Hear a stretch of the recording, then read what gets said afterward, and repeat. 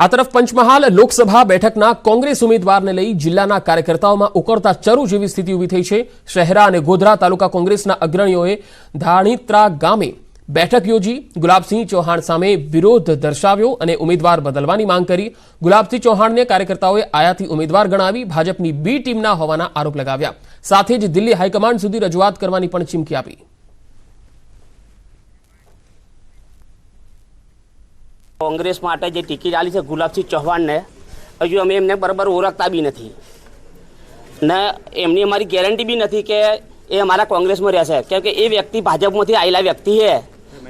तो अमारी एवी एक इच्छा है ने मारी मागणी है लागणी भी है कि अमारा कोई भी कांग्रेस कार्यकर्ता ना आले जे कांग्रेस बी टीम नहीं पण बीजेपी बी टीम तरीके जे अमारा कांग्रेस में काम करता लोगों ने अत्यार हालना उम्मीदवार गुलाबसिंह साथे लईने चाले छे अने ए बी टीम ने जो साइड में नहीं करे तो पंचमहाल कांग्रेस में खरेखर खूब नाराजगी छे।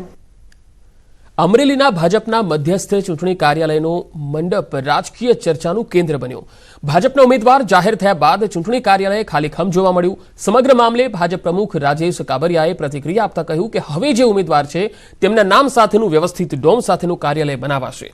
આપણે જણાવી દઈએ કે અમરેલી લોકસભા બેઠક પર ભાજપે ભરત સુતરિયાને બનાવ્યા છે ઉમેદવાર।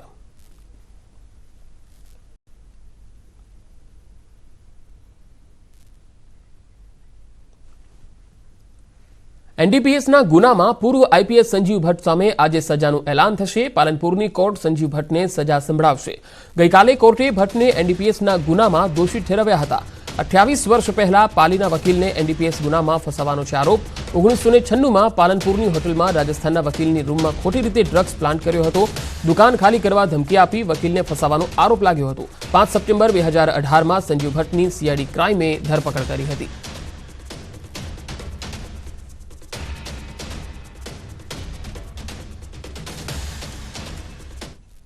અને હવે બ્રેકમાં જતા પહેલા નજર ટોપ 3 હેડલાઇન્સ પર। રૂપાલા વિવાદમાં હવે પાટીલ સંભાળશે મોરચો। ક્ષત્રિય સમાજના આગેવાનો સાથે કરશે મુલાકાત। ક્ષત્રિય આગેવાનોને સોંપાશે સમાધાનની કમાન। અમદાવાદ બોપલમાં સ્વબચાવમાં 2 રાઉન્ડ ફાયરિંગ થતા હડકંપ। કારમાં તોડફોડ કરીને હુમલો થતા બિલ્ડરે કર્યું ફાયરિંગ। ગરબાને અમૂર્ત સાંસ્કૃતિક ધરોહર તરીકે યુનેસ્કોએ સન્માન આપતા પ્રધાનમંત્રી મોદીએ કર્યું ટ્વીટ। કહ્યું ગરબા એ જીવન સંસ્કૃતિ અને ભક્તિનો ઉત્સવ।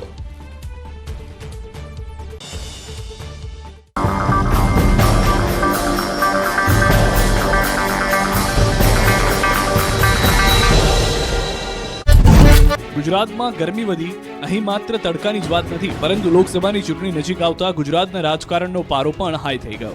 રાજ્યમાં એક તરફ માર્ચ મહિનાના અંતમાં ભીષણ ગરમી શરૂ તો સાથોસાથ રાજકારણમાં પણ ગરમાગરમી જોવા મળી। ચારેકોર વિરોધ असंतोष અને રોષનો ગરમાવો જોવા મળ્યો। પ્રચાર અને પાવર સાથે રાજકારણ ટોપ પર હોય એવા દ્રશ્યો દેખાયા। કોંગ્રેસના નેતાઓએ કેસરિયા કરતા ભાજપમાં ફરી ઉઠી વિરોધની જ્વાળા। આયાતી ઉમેદવારોથી પાયાના કાર્યકરોની નારાજગી ઉડીને આંખે વળગી।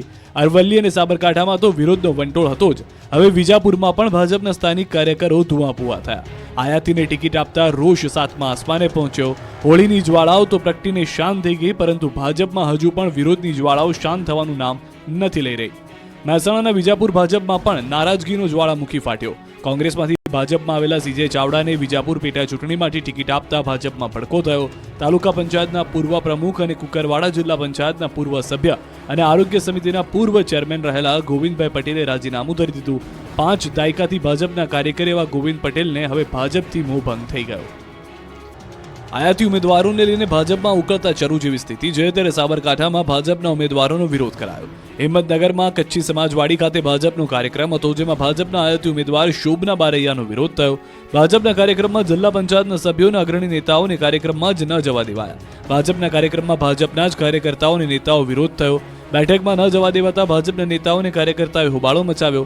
ઉમેદવાર બદલવાની માંગ સાથે મોટી સંખ્યામાં નેતાઓ અને કાર્યકર્તાઓ ભાજપના કાર્યક્રમમાં પહોંચ્યા અને ઉમેદવાર નહીં બદલાય તો મોટી સંખ્યામાં રાજીનામા આપવાની પણ ચીમકી ઉચ્ચારી। આ તરફ અરવલ્લી જિલ્લામાં પણ વિરોધનો વંટોળ યથાવત છે। ભિલોડા ખાતે ભાજપ કાર્યકરોએ ચક્કાજામ કર્યો। ભીખાજી ઠાકોરની ના સામે કાર્યકરોની હા આ મુદ્દો લઈને કાર્યકરોએ શામળાજી ઈડર સ્ટેટ હાઈવે પર ચક્કાજામ કર્યો। આટલું જ નહીં ભાજપના કાર્યકરોએ એવી ચીમકી ઉચ્ચારી કે મૂળ ભાજપના કાર્યકરોને ટિકિટ નહીં અપાય તો પરિણામ બદલી નાખીશું। અત્યાર સુધી કોંગ્રેસમાં કકળાટ હતો, પરંતુ છેલ્લા 2 દિવસથી ભાજપમાં ભડકો જોઈને કોંગ્રેસ જાણે કે ગેલમાં આવી ગયું.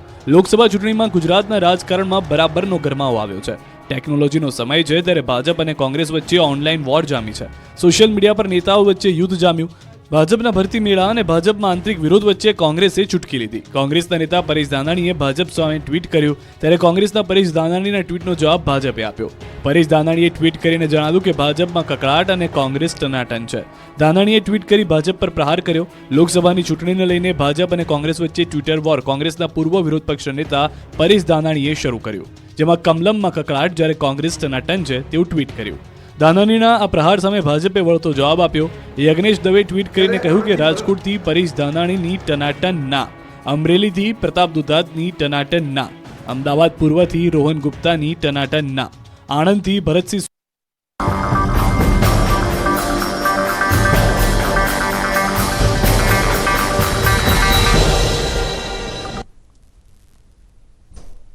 બ્રેક બાદ સમાચારોમાં આગળ વધીએ. વલસાડના કેરી માર્કેટ નજીક કરંટ લાગવાથી એક યુવકનું મોત નીપજ્યું.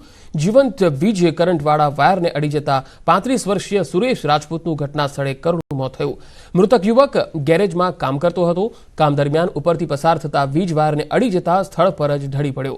ઘટનાની જાણ થતાં વલસાડ પોલીસે ઘટના સ્થળે પહોંચી મૃતદેહના પીએમને લઈ કાર્યવાહી હાથ ધરી.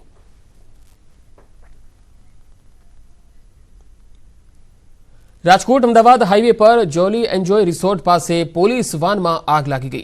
વાનમાં વાયરિંગમાં ફોલ્ટને કારણે આગ લાગતા ગાડી બળીને ખાખ થઈ ગઈ હતી. પોલીસ વાનમાં સવાર 3 પોલીસકર્મી અને એક આરોપીનો આબાદ બચાવ થયો. રાજકોટ પોલીસની ટીમ વડોદરાથી રાજકોટ પરત ફરતી હતી તે સમયે ગાડીમાં આગનો બનાવ બન્યો.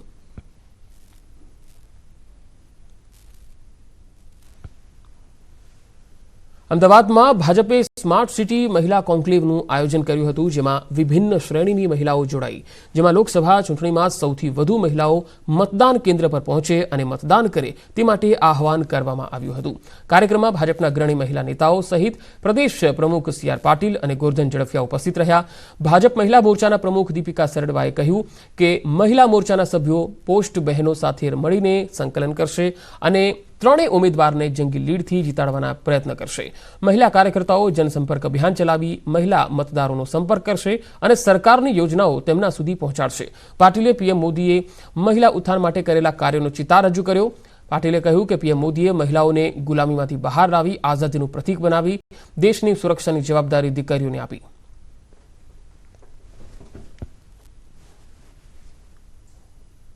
કર્ણાવતીના મહિલા મોરચાએ આજે સંકલ્પ કર્યો છે કે કર્ણાવતીમાં 3 લોકસભા છે. આ દેશના ગૃહપ્રધાન આદરણીય એવા અમિતભાઈ શાહજીની જે ગાંધીનગર લોકસભા છે, કર્ણાવતી પૂર્વ અને કર્ણાવતી પશ્ચિમના લોકસભાના આ 3 ઉમેદવારને ખૂબ જંગી બહુમતીની લીડથી મહિલાઓ જીતાડે. પ્રધાનમંત્રી મોદી સાહેબે વિચાર કર્યો કે આ ગુલામીના નિશાનમાંથી બહાર આવવું છે. એમણે 30 મહિનાના નવા ભવનના નિર્માણ